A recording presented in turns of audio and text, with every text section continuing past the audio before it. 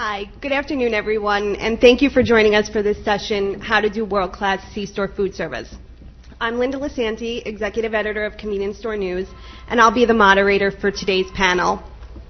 Joining me are Dr. Jack Cushman of Nice and Easy Grocery Shops in upstate New York, Jim Bressi of Quick Trip in Wisconsin, and food service consultant Dean Dirks of Dirks Consulting in Washington State.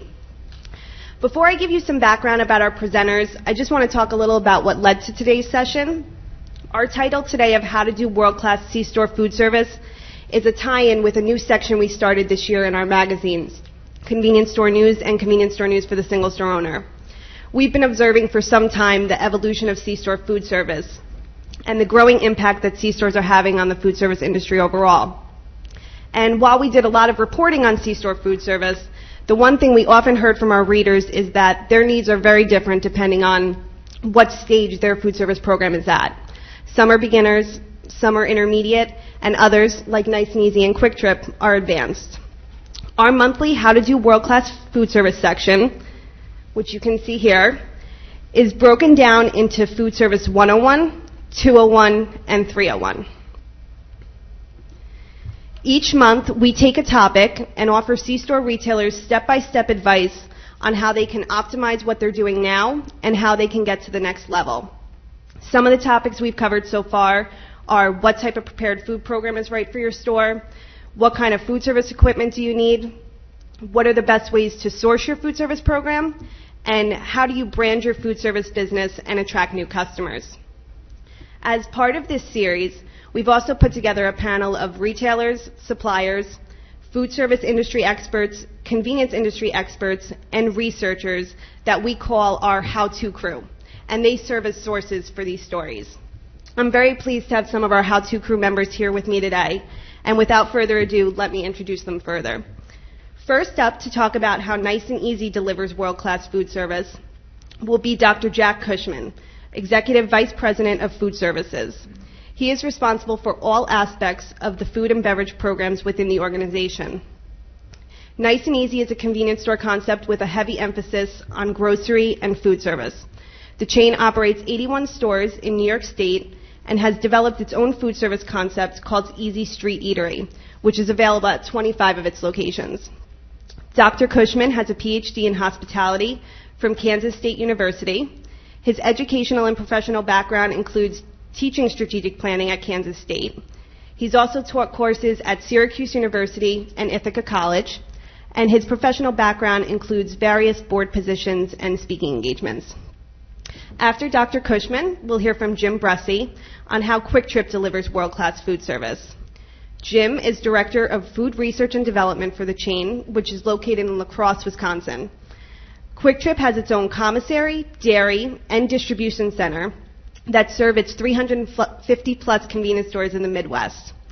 Jim is a graduate of Johnson & Wales University in Providence, Rhode Island, and is a true food guru with a career in food service spanning more than 25 years.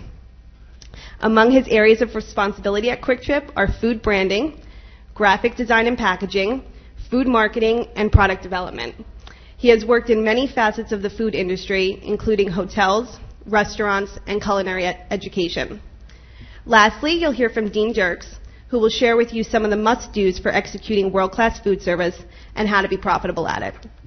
Dean is CEO of Dirks Food Service Consulting, which he founded, and he's also a consulting partner with B2B Solutions, a Chicago-based consultancy that specializes in working with retailers and suppliers in the C-store and petroleum marketing industry.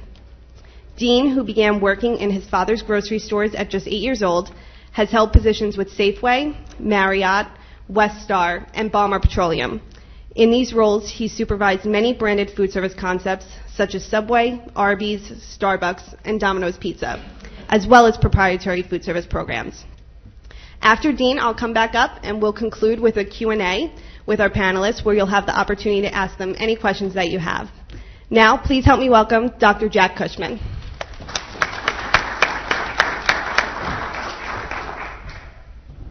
Thanks, Linda.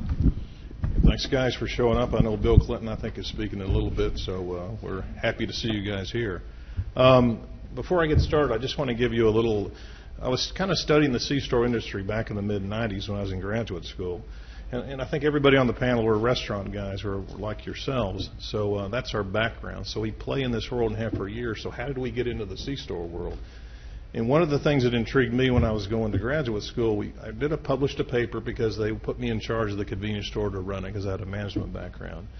And one of the things that I learned was the average number of customers that come through the door of a McDonald's is the same number of customers that come through the door of the average convenience store. And if you play in the QSR world, McDonald's does north of $40,000 a week in sales, so they're a very successful company. So how do you, if you've got the same number of people and everybody eats, then how do you build a business model within that environment that can attract that kind of volume? And obviously, you don't do it overnight. It takes time. It takes years. And when we all tell our stories, you'll hear how it evolves every year, and that's why we come to NRA to learn things. So are you going to advance the slides, or is that me? This is me, and I guess as far as our story, the nice and easy story, we have a very unique business model. If you come to our locations, and there's not many of them, and I'll get to that to the next slide, but we're a restaurant, we're a grocery store, we're a fueling station, and we're a thirst destination, a big piece of our business. So how do all these different competing business models work together? And what sort of corporate structure do you put together? And that's seriously one of the most difficult parts. And what we have is a matrix-type organizational chart where you have retail field people that are out there enforcing the things, and then we have food service people that are out there enforcing the different business models, just like any restaurant has district managers.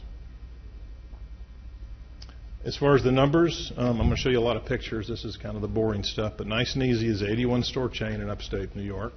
We just play in New York State.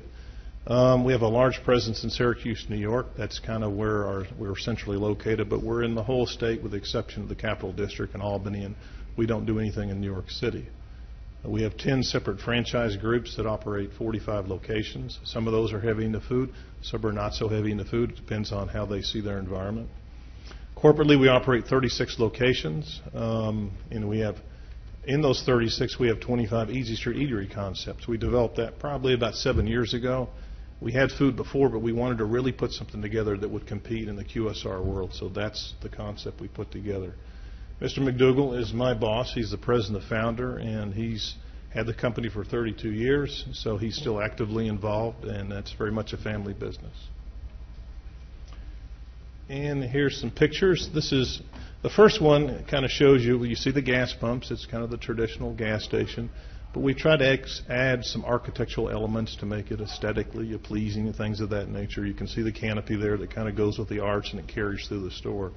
So it's inviting, it's well lit, and those things that you want to do.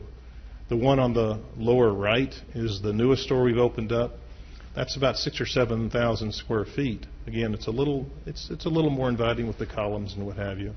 But it's something that I'm going to show you some pictures of it. We're kind of getting more and more into the grocery concept. But again, you're only talking 6,000 or 7,000 square feet. It's not a grocery store. As you walk in the door, like most grocery stores, they have the citrus smells and the fresh fruits and things of that nature. So we did that by design. This is as you're walking in to the right. And this is the open case. And again, this isn't earth-shattering for the grocery store industry, but for the C-store industry it is. To have the stuff is one thing. To get the volume to make it move is another thing. For those of you who've heard of Wegmans, it's a great company. We did hire a guy who was in the produce section at Wegmans for us, so he's helping us kind of learn the tricks of the trade and so forth. So that's what this picture is. This is a guy who was in the shop. These are shots I just did before I headed out here, and I'm not sure what he's buying, but what I was trying to take a picture of is the fresh meat. We actually sell steaks and pork chops and things of that nature. We have a section for that. And you can see the open ceilings, quite a large store for that model. And we have about 6,000 SKUs, which is pretty high for a grocery store. And I think that's all. I just want to get you a flavor of the business model and how all these different things have to compete together synergistically. And this is getting closer to the food. This is the open face case. All this stuff is prepared in-house. That's one thing that we do different. We don't do commissary. I know Jim's going to talk about their model, but we do everything on site. We cut up the fruit. We buy the fruit fresh. We prepare the salads. We do all the stuff in-house. So naturally, we have to have a food safety program. We have to have all the room and all the things you need to pull it off. This is the logo. We did this right. We went to New York City for an image consultant in Manhattan, and we worked with them for the better part of a year to develop the concept moving forward. It works with a nice and easy name, but it's a standalone logo that means fresh food made to order primarily. We do pizzas and subs and melts. I don't know if you guys are familiar with melts. It's like a grilled cheese sandwich, but with a million things added to it. There's a lot of those concepts around these days. And then the coffee and pastries. This kind of gives you a picture. This isn't, if you guys are C-store guys or you've ever been in a C-store, this isn't what you normally see, but this is pretty typical for us. There's the brass and glass make line. There's all the things you can get with it. It's as made to order as it can be. This is there's a certain elements that are still grab and go. You see there's burgers in the case and things of that nature. Then there's a self-serve coffee. We do a tremendous coffee volume. It's a colder climate, so we do a lot of that. And there's self-serve pastries. The gentleman is loading the case now. And all this stuff is made in-house. The muffins we make in-house, all this stuff is fresh made. Because once you buy the convection oven to bake the bread for the sub rolls, you've got to find more uses for it so you can capitalize on that investment. So, in seating, when I started, I've been there about 14 years. When we started, seating was very limited. Well, we did regression equations. Subway, we have some Subway franchise have done regression equations, and what they told us was basically you can get a 20% lift if you have seating. So C-stores don't normally do that, and that's why we did it. And if you want to make that very simple, if 5 guys come into the restaurant or the C-store, one of them wants something to eat, but he's going to go across the street because there's no place to sit down. That's all it really means. But it is a significant amount. We've expanded seating as we've gone. But this one is kind of a corralled area. We're moving toward, in the future, is try to be more family friendly. If you're going to come with your kids and you're just going to get a quick sandwich, you want a place where the kids aren't going to run out into the store. So this is something else we're doing. This is the first year we hired 2 chefs.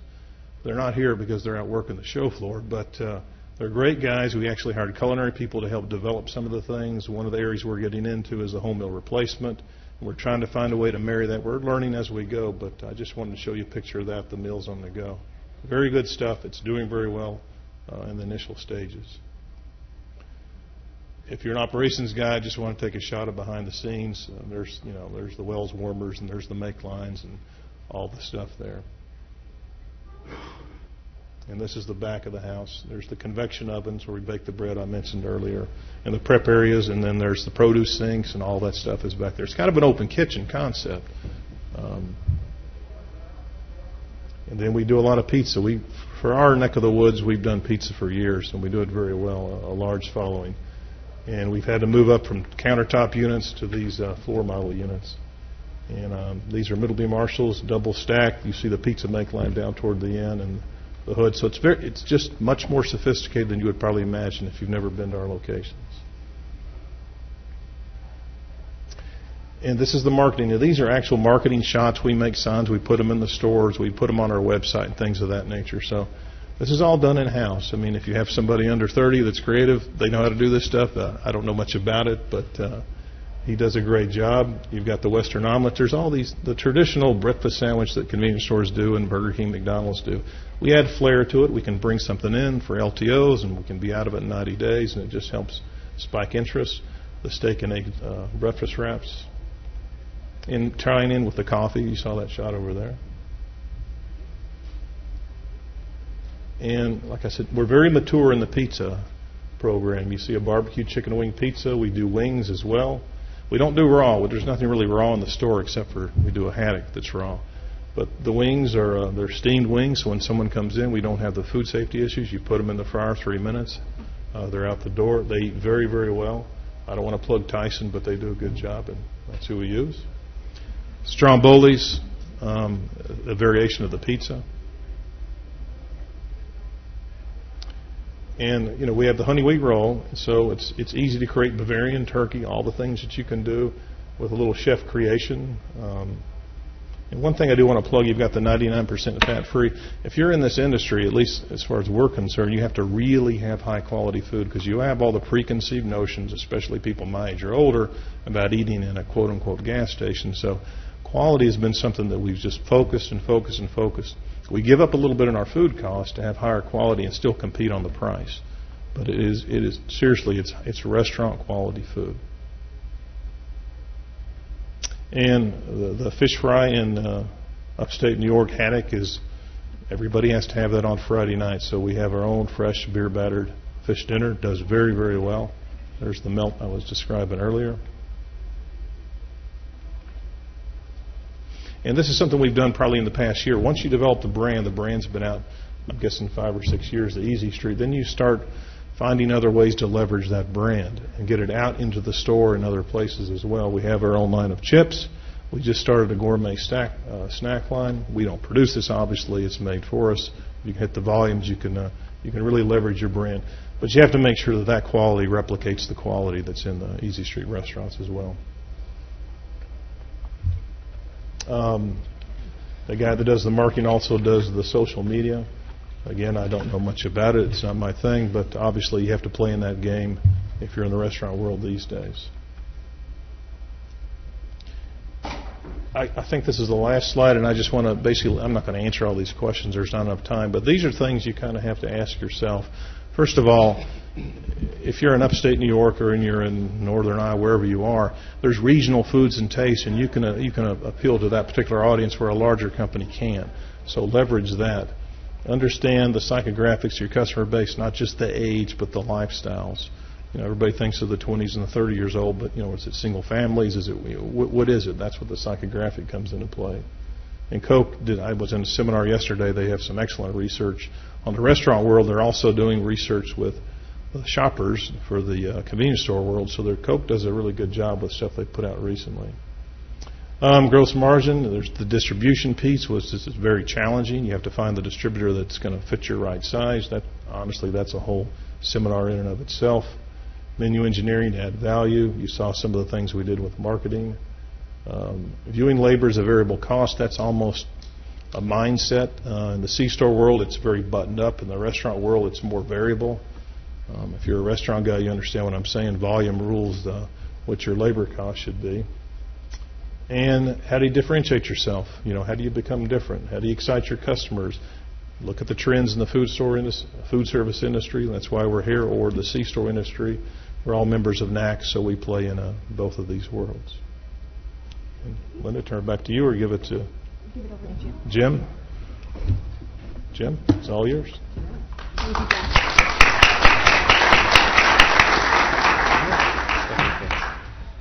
Thanks, Jack. His last slide there could be our very playbook that we run from. That's everything that we're looking at these days. How to improve the margin, what's the customer telling us. So it's a daily challenge. I know all of you are here because some association with the convenience stores. What I'm going to show you is one very extreme. So if you're familiar with Wawa or Sheetz or some of the other players in our business, we're in the commissary end of things, vertical integration, and we're a big company. We have almost 400 stores. We own our trucks. We own, you'll see all that. But a lot of you are out there, you probably only have one store. And, what can you do about food service? You want to be in food service, and you have to figure out a way. At the very end of my presentation, there's a couple shots of our kitchens, our operating kitchens and stuff, and a little bit of detail. A lot of those vendors are here today at the show out there trying to sell you some equipment. So go talk to them if you see something that you think could make work for you. A lot of people I see in the audience, too, are some of our vendors and some of our competition, but I'm hoping that there's somebody in the QSR that's here and is kind of curious about how is it that the convenience store keeps grabbing more of my pie every year. So the smartest guy in the room or gal in the room is a QSR operator, in my opinion, because that's where it's come from. So then we got to get back to you a little bit. As collectively, as a C-store, a convenience store business industry, we all need to increase our quality and our level and our perception. You have to have in your single store as clean a bathroom as we have in our 380-some stores. If you don't have a clean bathroom, you're not going to have a customer. The customer's never going to buy food from you if they can't trust you. So we start there. Food safety, hygiene, all those good things. And then on top of that, you start to build what you need to build as far as things are going. But we're really, really looking at you to help the whole industry become better. And that's what we're after. All that QSR money, that's our money. We're going to go after it. So anyway, I'm going to show you the big company, kind of the scale, but remember at the end you can see where we're at as far as just the day-to-day stuff that we do in and out every day. So maybe you had a chance to read our mission statement. It's pretty cool. The biggest thing to us is right there, that last sentence, making a difference in someone's life. That's pretty huge for a corporation to say that, but we kind of live this thing. There's the first one. So probably one of you has one that looks like that today. This started in 1965. When we say that we're growing, I'll show you the next slide real quick. That's where we're at. So that went to this, and in almost 50 years. So that's what we're building today. We see 4.5 million guests. It's pretty awesome. There's our thing. When Jack was talking about, McDonald's seeing an equal number, he's right. I mean, look at our numbers, and that's just in our 3 states. So those are our focuses: food, people, integration. That's where that's our kitchen. It's a big old place, 65,000 square feet. Make sandwiches. You can see the numbers. It's pizza, soups, burritos. I saw our burrito vendor is here, our supplier for burrito fillings. So, we're looking to do what Jack's already doing, and that's that prepared meals. But we have to get ourselves tooled up for that. It's not something that we can do overnight because we don't do a service right out of the store like Jack does. That's our bakery. Just came online, 82,000 square feet, dedicated solely to bread. The Big Sweets bakery is on the other side, and that's being renovated right now, where we make glazer donuts, cookies. You see the numbers here, 45 million donuts. So everybody that wants to eat healthy, they'll tell me. You're always willing to give up a donut. But you know what I've been learning lately is that you can do both. You can have a balanced diet. That's what it's about, balanced diet. So, at some point or another, a glazer donut fits into that if you're careful. So we like that, and we like to bake bread. You can see we've baked a lot of bread. We're really focused on the values, folks. We've wrote out 2008, 2009, 10 with all of you in that hard-to-get-by economy. And we were able, because we own that bakery and because we're, a little bit more integrated, that we can take out some of the costs, we're able to sell 2 loaves of bread, 1 pound white bread for $1. So at certain times of the year, and put that stuff out on a regular basis and keep up with demand. So, we're all about value, and a lot of you who know us, our other big thing is bananas. We sell 40-some million pounds of bananas every year. Well, on there. There's the dairy. That's actually that's a still shot, so it looks blurry because the milk's flying by. We also do ice cream and orange juices and iced teas. We have a beverage plant. That's the Beverage Plant, SQS certified, which is the highest possible food safety rating you can have in the United States. And it's not easy to get, but if you're dedicated, remember that first little store, right?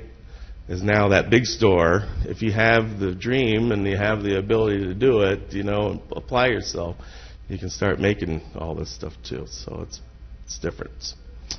Beverages, we make our own Quick Aid. That's right, Quick Aid, not Gatorade, Quick Aid, but pretty much the same formula and under our private label, and we sell a lot of them.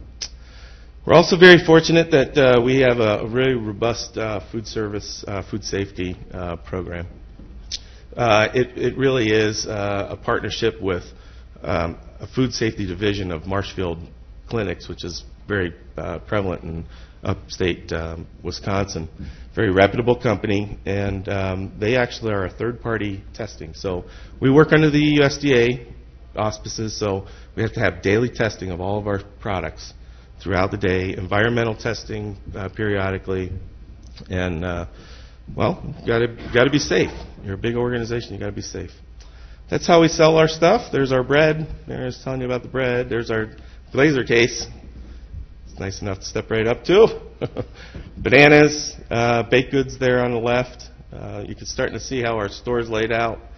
Kind of bright, some modern colors we like to think. We have the fresh case. That's loaded with mostly all our own product as well as the produce. But what we're trying to accomplish here and what we are accomplishing is that you can get fresh, quality food at a C-store. There's our hot spot. We're a grab-and-go operation, unlike what Jack's doing where it's made to order, or Wawa or Sheetz, if you're familiar with those guys. Like I said, we're more of a grab-and-go. We have stuff ready to go throughout the day. All right, so this is where I was telling you, this is how we do it. This is 4 Turbo Chef ovens. You could get by with one and have a whole program. You can cook your pizzas, pre-cooked burgers, pre-cooked chicken patties, what have you, in these ovens in very short order, and be able to load up, a grab-and-go case just to get you into the business. And then there's all the possibilities with pizza and that kind of stuff, and going on and on. So that's pretty much it. I just wanted to run you through what we're up to, and I'll tell you, it's a great game to be in. It's a great industry to be in, but it's not easy at all.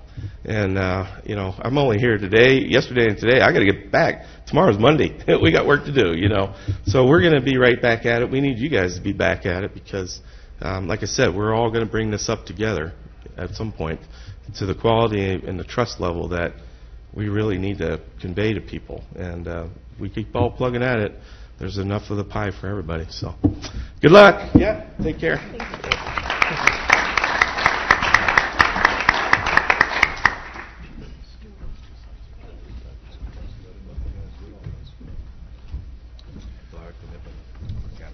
As a consultant, I kind of wanted to finish it off with the things that these guys are very knowledgeable. They have great stores, and one of the things that I'm always concerned about is food safety, and they touched on it a little bit. But I think one thing of being in the restaurant world some of my life, and these guys have been too, is our world is not concerned about, I can't say concerned, it wouldn't be the right word, but paranoid would be a better word, of when you're running a restaurant, food safety is the one thing that keeps you awake at night. In the Jack in the Box thing that happened in 1993, there was an outbreak that sickened hundreds of people and killed 4 children. And I think Jack in the Box's comeback is probably the biggest comeback in American business history. How they ever did that is beyond me, because they had managers quit and they couldn't get staff to work. Horrible presence in the news, and you only need one outbreak to ruin your business forever, ruin your brand. And I got these statistics. The Center for Disease and Control said last year that 48 million cases of foodborne illness occurred and 3,000 deaths. Now, I own Subway restaurants in addition to being a consultant. And Subway will shoot you these things saying so-and-so said they were sick at your restaurant. Well, if you get 1, it concerns you. You follow through. You make sure. You get 2, you're in a deep panic. And you get 3, you're calling the health department. You're in a real deep panic. And I just wanted to, kind of see that, to make sure everybody understood the importance of that. The National Restaurant Association has a program called Serve Safe Certified, and throughout my career, I always had all my managers certified, everybody that was a district manager certified, and I even had my CEO, owner of the company, he's got certified. Because I think the biggest value of it is, I think you guys would agree, is the more knowledge you have, the more scarier it gets. And I just keep, from a science standpoint, I'm going, man, I don't need this information. And then I'd be like, whoa, this is unbelievably scary. So I think that's just something you need to, because you can have the greatest programs in the world, and if you get somebody sick, that's the end of it, because your reputation will be ruined. And I go into, as a consultant, I go in all the time, and I'll just see continual stuff happen, and that we've all been guilty of, is employees working sick. I mean, there's probably no one in here that hasn't had an operation where an employee hasn't worked sick, because the manager's sitting there saying, well, I don't want to cover the shift. I don't want to pay overtime. Hand washing, I see that in all subways all the time. In subways, one of the things I see is, everybody thinks, well, I'm wearing gloves. So they wash their hands, they put their gloves on, they go over and they make money or make change, and change is the dirtiest thing in the world. They think they have the gloves on, so then they jump back over and make sandwiches thinking, hey, I have clean gloves. In the convenience store industry, it's even a little more dangerous because you have C-store people helping out in food service. So you have somebody that could possibly have just cleaned a garbage can or a bathroom or ran out and helped somebody on a pump. He comes back, makes some change. Hey, we need some help over in food service. They jump over there, doesn't wash his hands correctly. And I think the risk in C-store business is almost more, or is almost higher than a regular restaurant business. I think that the other thing, yesterday there was a lot more people that were in here that were equipment salesmen and stuff that I didn't really think about being here. And one of the things that struck me is as you get like roller grill programs and coffee programs and things like that, there's not really an emphasis from the companies on a food service or a food safety standpoint. And I guess that's one suggestion that I would make to those companies is, you think about it, if you're Armour Hot Dogs or whoever's promoting the roller grills, if you get a food safety issue in a large restaurant chain, it taints your reputation and also kind of taints your program of where people are sitting there thinking, man, I didn't really realize that the roller grill program had so much exposure because customers can touch it, walk up and it's open to the public, they can touch it, and then all of a sudden you've got this rolling effect where you've had your program. Coffee programs too, I don't really necessarily remember food safety instruction stuff coming along with pump pots and how to, they have them in there cleaning how to clean them and stuff, but I don't really think they emphasize the danger of it. So I guess that would be the feedback I would give on food safety. But every meeting I ever had, I started out with food safety. I tried to scare everybody. I mean, I think fear is the best thing you can do is just information and fear, because it is like your worst nightmare. And then you can skip that one. I think that one of the things in the past that we've been really guilty of in convenience store food services, you've got people that are food people that are fantastic at what they do, but sometimes the line of making money and being fantastic at what you do never really cross.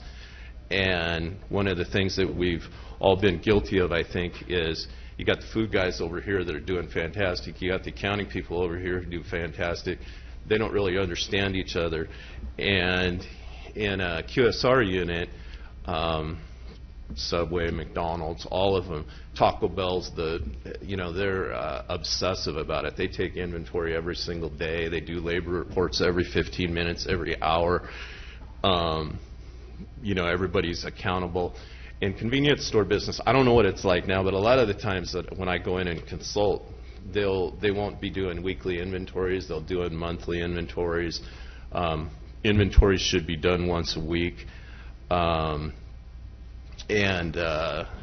There's no real goals in terms of parameters in terms of food cost. Like say in a Subway or something, there's like say 27% is your parameter. Well, if you're shooting at 29%, you know it on Wednesday, so you have on Thursday you'll have a problem, and on Thursday you're reacting, rather than sometimes in convenience store food service we know the following month during a P&L. Well, by those 30 days that have passed, you've lost a lot of money, and you should have held somebody accountable for that. Same thing with labor. Say a Subway, we need to run 22% to make money. Well, on Wednesday we know exactly what that number is. Sometimes in convenience store you'd get by, and at the next month, if you haven't been doing it in proprietary food service, maybe your number's 30. Well, 8% on $1 million is a lot of money. And I think that we're not at budgets where we are. in convenience store industry compared to the QSR world. And I guess back to food service, I think that I'm just trying to drill on the two things that maybe to finalize what these guys are good at is to say that if you don't do food safety well and you don't do how you account for what you're doing, I think all of the rest of it can be fluff and nice stuff. And I think now, I'm not a gas expert, but Jack and I were having a conversation. I mentioned it yesterday. I think that our business may change forever. A $5 gallon gasoline is going to force people into looking at hybrids. It's going to make people look at buying cars with higher gas mileage, which means we're going to sell less gas. I said yesterday that I was watching the General Motors CEO, and he was saying that by 2025, there's going to be 50% of the cars on the road are going to be hybrids that are going to be able to go 400 miles. Well, if that's the case, if all that's true, and once again, I'm not an expert, but if it's all true, food service is going to be the savior of our industry because we may not be selling a lot of gasoline. Like Jack said, their natural gas is another thing that may alter the industry. And so I think the future of the industry is food service, but food service done right. And I think that the other thing that's important is maybe 5 or 6 years ago, maybe 10 years ago, everybody just thought food service was a silver bullet. And they were like, we're not making money in gasoline. Cigarettes went from 20% margins to 6% in some cases. And they thought it's a silver bullet. So they jumped in. They didn't do their due diligence. They jumped into concepts, QSR concepts that,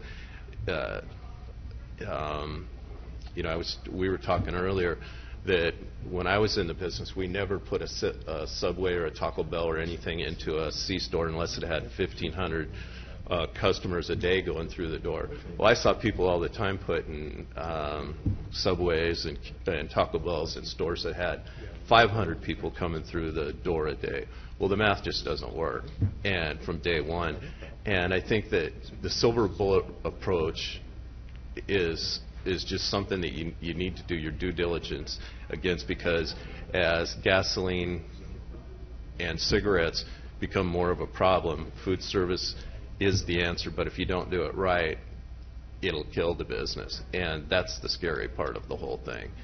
And I think I kind of hate to always leave as a grim reaper, but I hope that food safety makes you realize how important it is. And I also think that we need to really focus on analytics and how we go into the market of food service. Thank you very much. Thank you.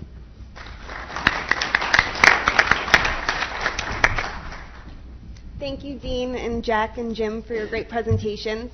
We'll now open it up for Q&A. Anybody that has a question, just raise your hand and we'll go from there. Anyone have a question? Yes, we'll start here. I'm not real familiar. What is the margin on gasoline now when you're in the convenience store that offers gasoline?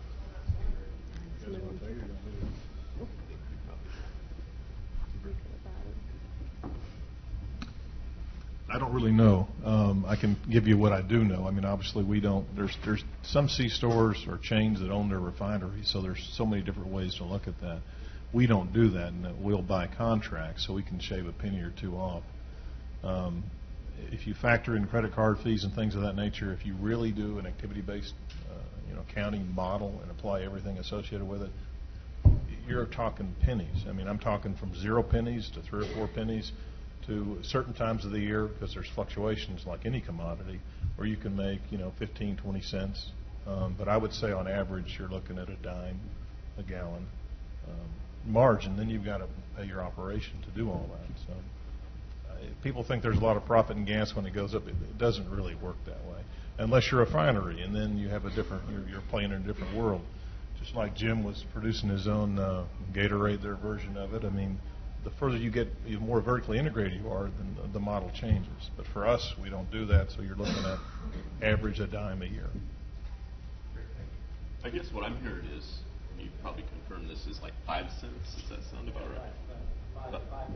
5 to 10 cents, and then you got credit card fees coming out of that.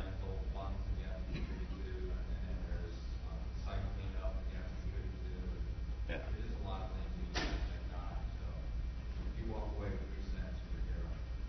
Yeah, that's the 3 cents. I would agree. If you add everything in there, and I'm not the expert, I think you're right.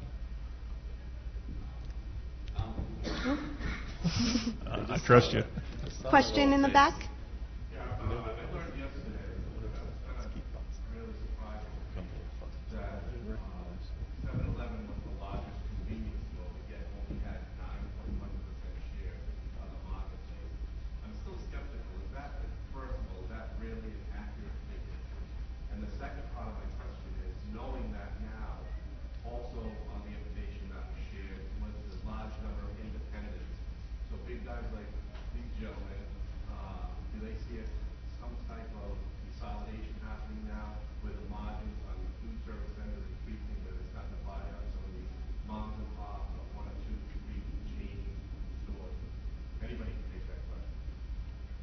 Well, just speaking to our numbers, I mean, we put the C-store industry count at about 148,000, and I think the U.S. 7-Eleven count is about 6,000.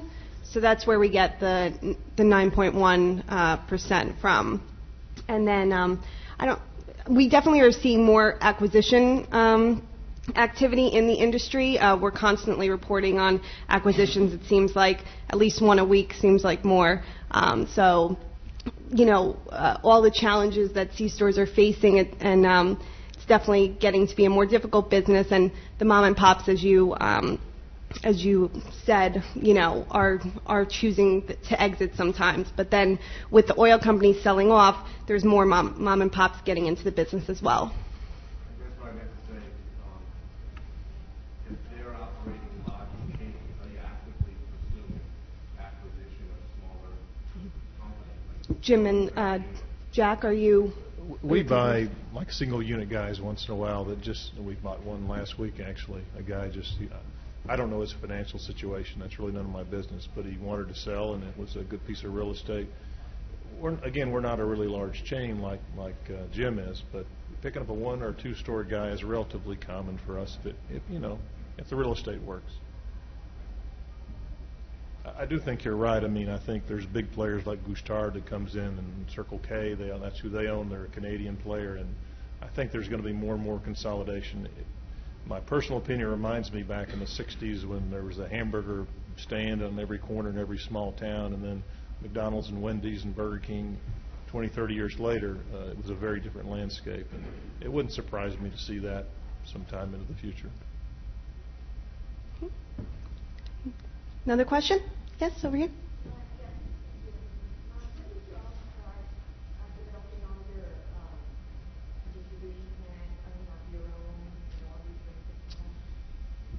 It was some time ago. The question was, when did we start our vertical integration piece? Yeah, but it came in sort of phases, as it were. You know, the dairy has always been part of it, and then adding the trucks at some time or another, they were outsourced, you know, to somebody, and then they decided to bring those in. But you're talking about 50 years worth of vertical integration.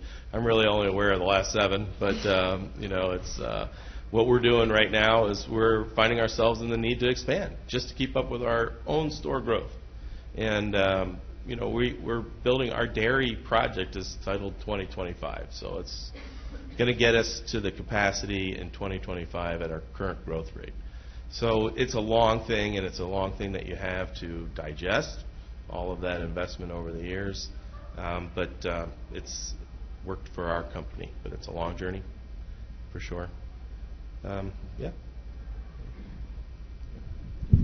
Question in the back? We've been hearing a lot about nutrition and wellness, and how do you feel, Jack, and about how our industry is going to be reacting to what we're hearing other restaurant chains doing, other organizations, and the NRA as well?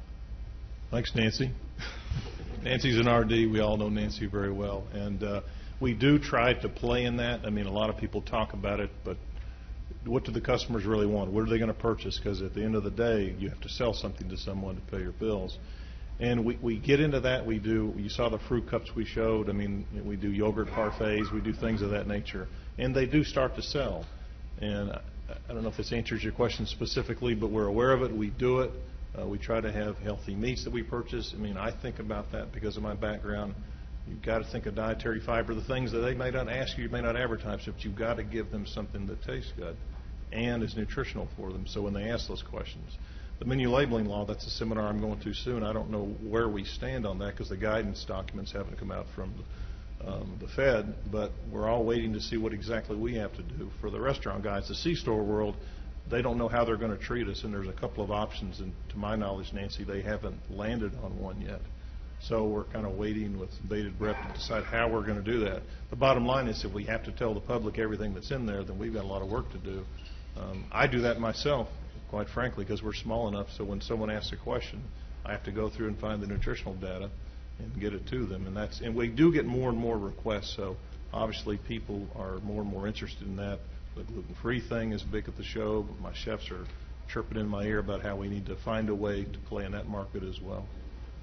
I'll let Jim respond. Well, we're the same kind of thing, Nancy. You know, we're just trying to promote that healthy, have a good fresh snack kind of thing. We're actually really looking at that customer because we just finished up a study in our stores, observational study. Only 6 people out of the daily traffic go over there intentionally, and then only 1.6% of those people are buying a product from us. So 1 is visibility, 2 interest, 3 purchase habit, and that's a big area of growth opportunity. So you can imagine. So you have to be in that, and like I said earlier, it just promotes our whole industry if we have a fresh presence somewhere. So. Okay. Take the stores from 101 to 201 to 301 is significant cost. Where is the break-even point? How many years you want to be patient? But sometimes when you're trying to sell this program as a distributor, we have to tell them you're going to put some cost out, but eventually it's going to give you a nice return. When can they expect that? They do it right.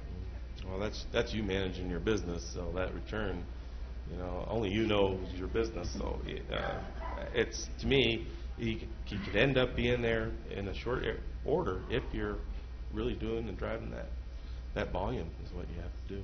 So, I don't know, Jack, if you have another opinion, but that's a long question to answer. It all depends on so many factors, but I think the first thing you do is hire somebody like somebody up here at the panel that has a restaurant background, because I'm being a little bit silly but a little bit serious. You have to understand the restaurant world to go into a different retail environment and try to make it work, and there's a lot of things you have to think about. And I mention this anytime I speak. It's the organizational structure. You have to have a structure so that everybody's working in enhancing that food service goal as well as all the other goals you have as a company. And it's the C-store industry, I've been in the restaurant business for 35 years, a long time. So this is a very complicated, sophisticated business. Believe it or not, the technology, the things they have to communicate with the pumps and the credit cards and all the things that go on there, it's much more complicated than a restaurant is with that regard. And you have to learn, we had to learn as we go through those things. So. I guess I could address that in that I was lucky enough to work for a guy that had a PhD in economics, and we had everything we went into, we had a return on investment model that he built, and everything, it would just start with customer accounts. And so if we were going to put in a Taco Bell, we would say, okay, our customer accounts are 1,500 people a day. We know our food costs are going to be this. We know our labor costs are going to be this. We know this. We know this. Our bottom line is going to be X per month, so it's going to pay off for over so many years. He did things that I don't quite understand, the future value of money divided by this and this and this. And then he'd get down to, hey, does this make sense for us to use our dollars to do this, or does it make sense to buy another store or something like that? So it's I can't say it's an easy model to understand necessarily, but it's an easy model to use. And you could do it on any piece of equipment. And I think the only key in the whole guesswork is the customer counts, because you, like for instance, a Subway or a Taco Bell, you know that the average transaction is going to be, say, $5. So you know that if you put in $1,500, 1,500 customers a day times 5, boom, there's your sales. And that's kind of what we always did. So I hope that answers the question. But I think there's more analytics than just guessing. So. Any other questions? Okay, let's go here.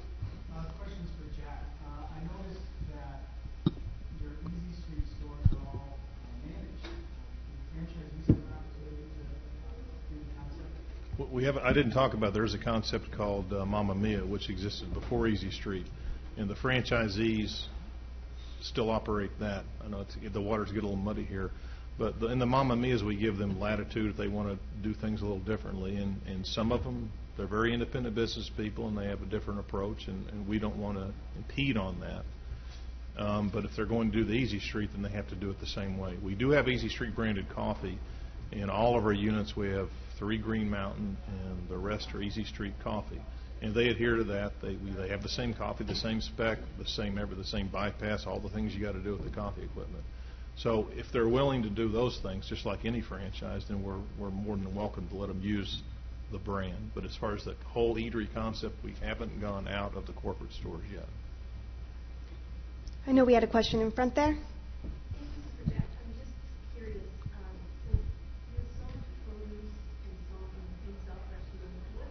What kind of distribution system do you use for that? Well, we use multiple. We have there's a local distributor, food service distributor that we use. We don't use like Cisco and US Foods. They're great companies, but we use a local guy. And because it's right sized, I mean, we're not a huge volume, and he's not a huge volume, so it's right size, and he can help us get products. For our produce, there's a lot of local produce guys, like any restaurant typically uses the local produce guys. As far as the fresh meats, I think Palmer is the name of the company. I don't know how big they are. I really don't know much about Palmer. I'm not involved in that piece of it, but they deal in just the fresh meat. So you really have to go and find multiple distributors. You can't just simply use like a convenience store distributor. Those guys really have a different business model, and as we grow and grow and grow, and we don't want to be the only one buying the sliced meats out of their house. We want to find a guy who already stocks all the things we want, and we can bring them in. We don't use broadline guys. The guys we use for food is a small kind of boutique distributor, and has worked for us for probably 9 years. But that is definitely something you really have to put some thought into and develop strong relationships with. I talk to my distributors probably as often as I talk to my field people on a daily basis. Yes, question over there? The question for Jeff. Earlier he said they're really always trying to look to see what the customer wants. Right. What methods of data collection do